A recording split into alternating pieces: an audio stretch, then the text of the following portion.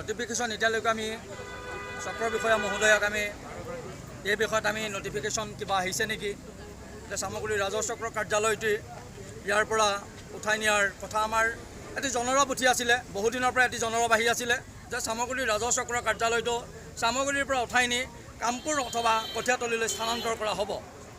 আৰু এই কথাটো শুনি থকাৰ লগে লগে আমাৰ বিশিষ্ট ব্যক্তিসকলক লৈ এখনি সভা আহ্বান কৰা হৈছিলে আৰু সেই সভাৰ আহ্বানৰ পিছতে আমি এটি সিদ্ধান্ত গ্ৰহণ কৰা হ'ল যে চাৰ্কুল অফিচাৰৰ মাধ্যমেদি আমি ডিচিৰ জৰিয়তে যাতে আমি এই কথাটো জ্ঞাত হ'ব পাৰোঁ।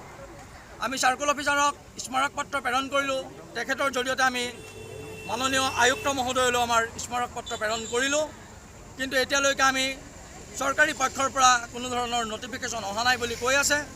কিন্তু আমি জানিব পৰা মতে যিহেতু ডিলিমিটেশ্যনৰ ফলত আমি চামগুৰি সমষ্টি বহমপুৰৰ অন্তৰ্ভুক্ত হৈ পৰিলোঁ, বহমপুৰৰ অন্তৰ্ভুক্ত হৈ পৰাৰ লগে লগে আমি জানিব পৰা মতে যি ৰাজহ চক্ৰ আমাৰ আছে, আমি জানিব পৰা মতে যিটো চৰকাৰৰ মডেলটো এনেধৰণে প্ৰস্তুত কৰা হৈছে যে প্ৰত্যেকটো বিধানসভা সমষ্টিতে বিধানসভাৰ নামাকৰণেৰে আপোনাৰ কি হ'ব মানে ৰাজহ চক্ৰ কাৰ্যালয় স্থাপন কৰা হ'ব।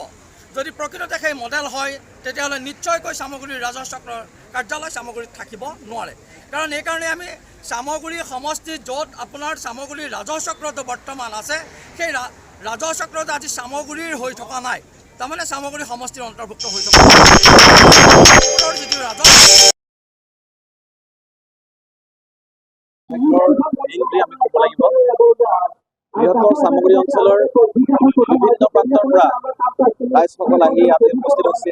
আপোনালোকৰ সকলোৰে দৃষ্টিগোচৰ হৈছে পুৰণিকলীয়া আজি শতবৰ্ষ গৰকি যোৱা চাৰ্কুল অফিচ, শতবৰ্ষ গৰকি যোৱা চামগুৰি থানা, যিখিনি চামগুৰিৰ স্বাভিমান য'ত জড়িত হৈ আছে।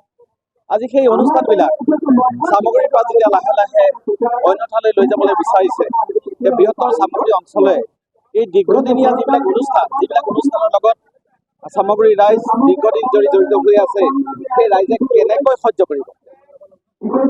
যেতিয়া আমি গম পাই গলো যে চামগুৰি ৰাজহ চক্ৰ ইতিমধ্যে চামগুৰিৰ পৰা স্থানান্তৰিত হ'ব, চৰকাৰে চেষ্টা কৰিছে চামগুৰিৰ এই ৰাজহ চক্ৰ কোনো কামপুৰলৈ লৈ গুচি যাব।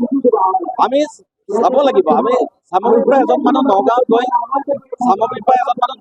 তাৎক্ষণিকভাৱে কাম এটা কৰিব পাৰে, কিন্তু সদৰৰ লগত যদি জড়িত হৈ থাকিলেহেঁতেন তথাপিও আমি কিছু ভাবিলোহেঁতেন। সুদূৰ কামপুৰলৈ যোৱা আৰু চামগুৰিৰ পৰা এজন মানুহ গুৱাহাটীলৈ যোৱা একে কথা।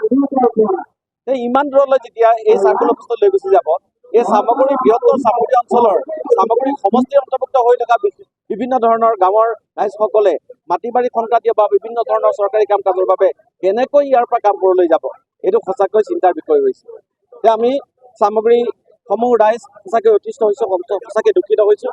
আৰু ইয়াৰ পৰাই আমি অসম চৰকাৰক জনাব বিচাৰিছোঁ যে চৰকাৰে পুনৰ বিবেচনা কৰিব আমাৰ এই শতবৰ্ষ গৰকি যোৱা এই চামগুৰি চাৰ্কুল, চামগুৰি থানা, Chamaguri post office, Chamaguri bank, এইবিলাক বস্তু য'তে আছে যথাস্থানতে থাকিবৰ বাবে যাতে ব্যৱস্থা গ্ৰহণ কৰে, তাৰ বাবে আমি চামগুৰিৰ পৰাই আমি অসম চৰকাৰলৈ অনুৰোধ কৰিছোঁ।